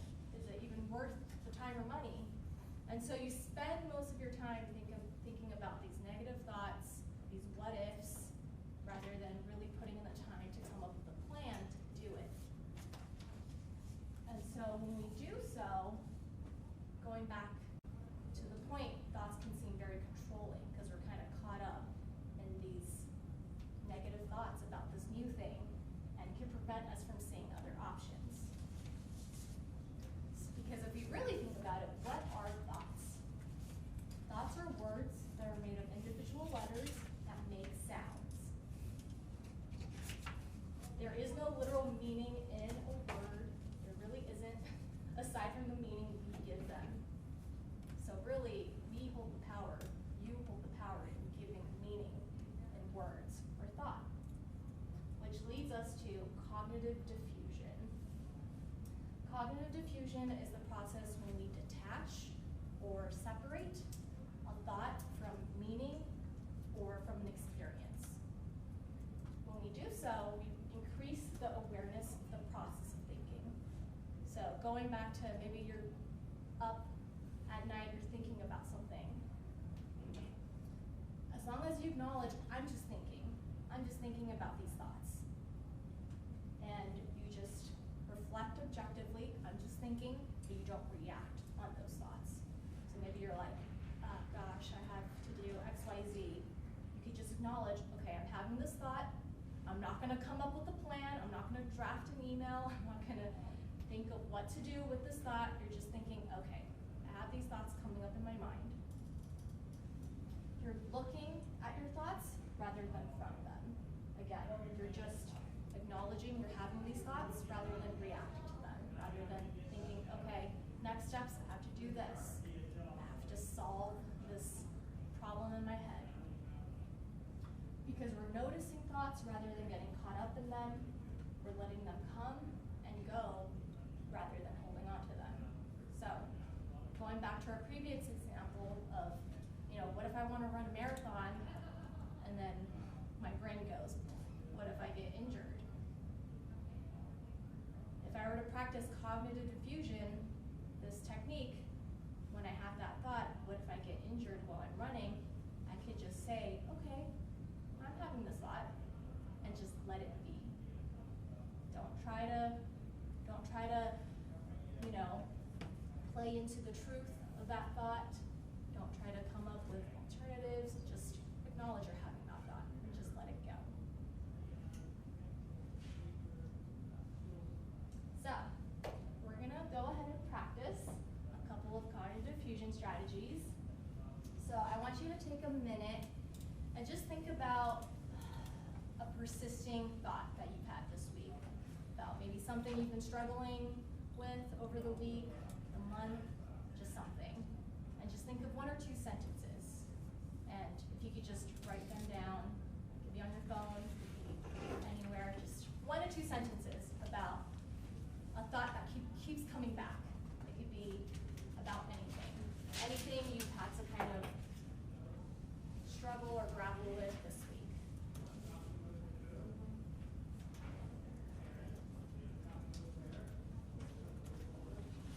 I'm going to write my example on the board.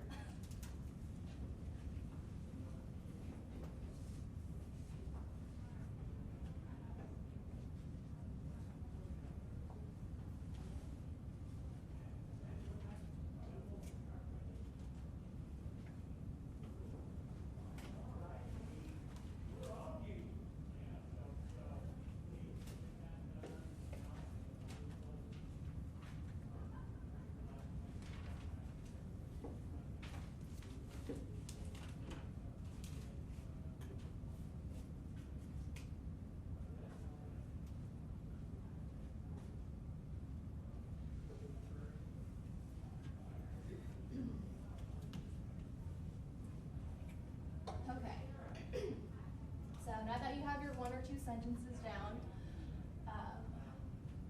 mine is here. What you're gonna do is you're gonna read your sentence in reverse order. So mine would be speaking public at bad am I. Doesn't make sense. It's just gibberish. So you want to take a few seconds just to read back your sentences. Because that's what thoughts are. They're just words.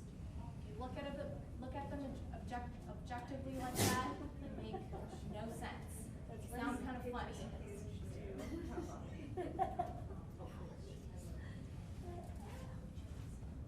Another strategy that I find really helpful, like in the moment, because sometimes when you're doing something new, or maybe you're, like a negative thought pops into your mind, a strategy that I find really helpful is just kind of thinking in your mind, which goes back to that mindfulness strategy of just like acknowledging you have that thought and not letting it affect you. So next time, like a negative thought pops into your mind while you're in the middle of doing something and you're like, oh, I don't have time to like really think about that, or I don't want to get into that negative state of mind, just kind of go, okay, thanks for that, brain, and just move on. Just acknowledge you have that thought and move on. Because after all, your brain thinks it's helping. It does. It really does. But honestly, we give meaning to our thoughts, and if we can separate meaning and thought, it really harnesses the power of cognitive diffusion strategies and just help us be more aware of the thoughts that are entering our brain, and they just mean nothing. Okay, so we're going to practice this one last strategy for cognitive diffusion. So if you feel comfortable sitting or standing, whatever, I don't care. But basically, you go ahead and just close your eyes. I want you to visualize a red balloon. Now, I want you to take a deep breath in. Imagine that big red balloon expanding. Whatever thoughts that pop into your mind, could be positive, negative, whatever. Hold it, and then exhale. Let that balloon deflate. Let those thoughts go. Kind of clear your mind. Awesome. All right, let's do it one more time. Deep breath in. Let that balloon expand. Whenever thoughts come in, let it come in, and let it go. Let that balloon go. Awesome. All right. Now, I'm going to take you through a mindfulness checklist called the Breathe checklist. This was created by one of our undergraduate research assistants a couple years ago. She is awesome.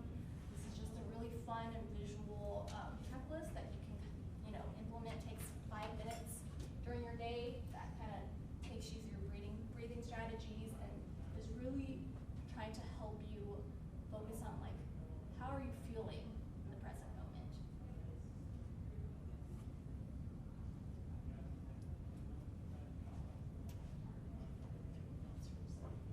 Okay, so like I said, the first part of doing this checklist is making sure you're in a comfy position. So if you don't want to sit, if you want to stand, that's totally fine, up to you.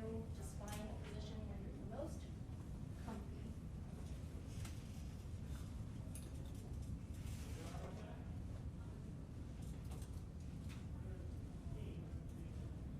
Okay, the B in breathe, become your breath. So, if you have your eyes closed, that's totally fine. I can count through, but basically, we are going to go through some breathing exercises. So, inhale,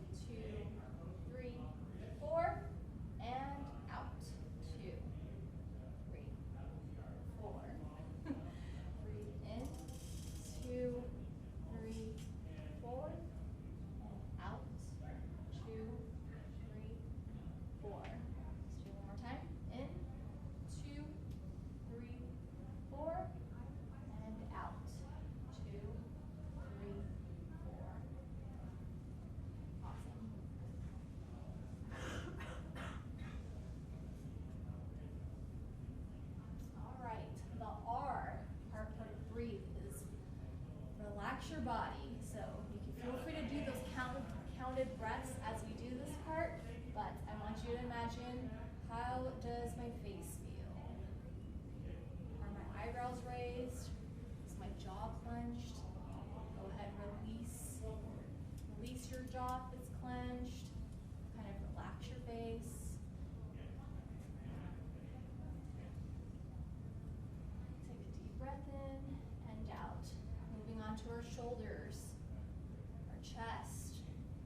How are our shoulders? Are they all the way up to our ears? They are? Go ahead, push them down a little. You know, move your head side to side. Feel a little tense? Go ahead, move your shoulders around, move your head around, get a little limber, get a little loose. How about my arms? Do I need to crisscross them, move them around a little? We've been sitting for like hours, so probably a little stiff.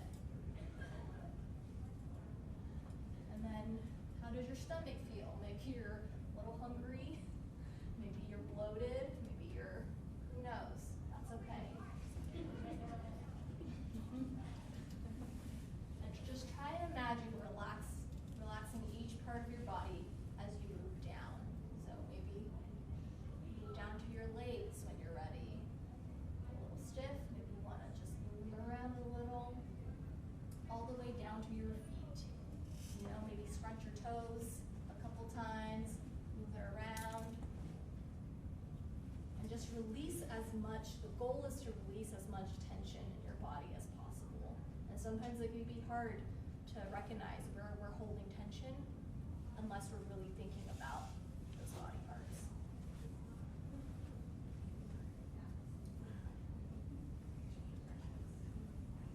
All right, E, part of breathe, doesn't go in order, but that's okay, is estimate your thoughts, which is what we were doing before this, but basically acknowledging any thoughts that come into your mind. Could be positive, could be negative, it doesn't matter, just acknowledging that you have thoughts coming in.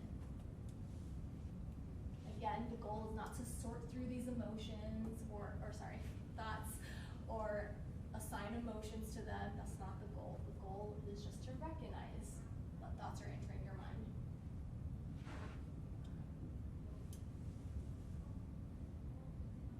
All right, A. Acknowledging your current state. So we did some breath work. We, relaxed our body a little bit. How are you feeling now?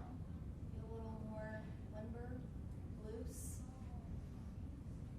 Just acknowledging where you're at right now. Maybe you're like, ooh, my shoulders are really tight. Maybe I need to go home and stretch some more. That's fine. Just acknowledge, how does your body feel right now? How does your mind feel?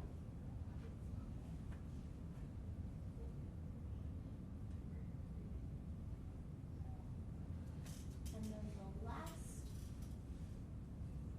letter, T, track your current state.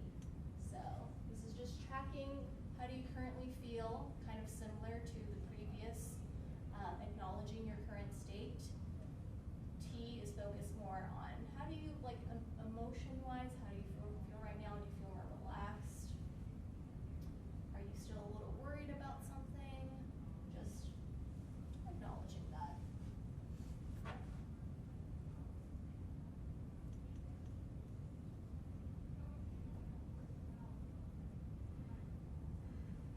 And H, which is probably the most important one, is to harness this habit, or I guess, utilize this checklist and sort of implement it into your daily life. It takes 5 minutes, which I know sometimes sounds like a lot of time, but it could just be as simple as just doing some of those timed breaths that we just did.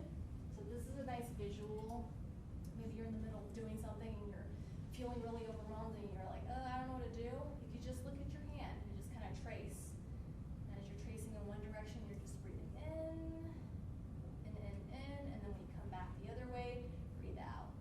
So it's really, I think it's really useful sometimes to just use what you have in your environment and just kind of focus on maybe the shape of something and just kind of do some timed breaths while you're tracing, your hand, for instance. So yeah, that is the Breathe checklist created by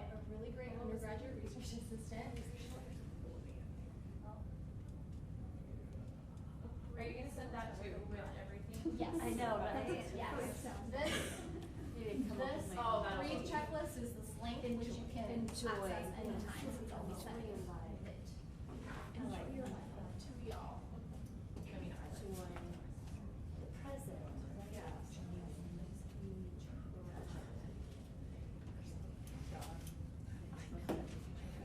All right. Last slide. I'm trying to figure out how. Gonna get out on time. Basically, how do you do self-care? Sometimes I find when I'm burnt out, and I'm in a situation where I'm burnt out, and I recognize that, and I'm like, ooh, don't really like work right now. Don't really want to do anything. Just kind of want to veg out, just not do anything. I sometimes think that's an opportunity to kind of reflect on what are some self-care strategies that I can do? What are some things I can do at work to help prevent this burnout? And I like to ask myself, how do I, how do I like to decompress and process the day? Are those like habits that I like? Do I like scrolling through Wednesday TikTok nights, for 2 hours a day? Some nuts. But maybe I can reduce that. Add nuts. No judgments here. If you do like it, then awesome, works for you. But maybe you want something a little more productive. That's also okay too. This is just a nice checklist that I like to run through when I'm feeling a little beat after a day. I like to ask myself, did I eat anything? Did I eat lunch? Did I drink water? And a bottle of water. Can I go out for a walk? Or if not that, can I just kind of like, I don't know, dance around my living room, get some movement in, just a little bit. And if I'm feeling really overwhelmed at work, I think an important question to ask is, can I ask for help? Can I delegate some things? Maybe I need to lean on someone, maybe I need to lean on someone more. Maybe I don't quite understand a certain task, and so I need to ask somebody for their professional advice. And or can I talk to someone? Can I talk to my sister, my friend, whatever? Ask someone, can I vent to you? So it's important to really go back and think what self-care strategies you have and to really utilize those as, the ebbs and flow of how you're feeling during the year. Some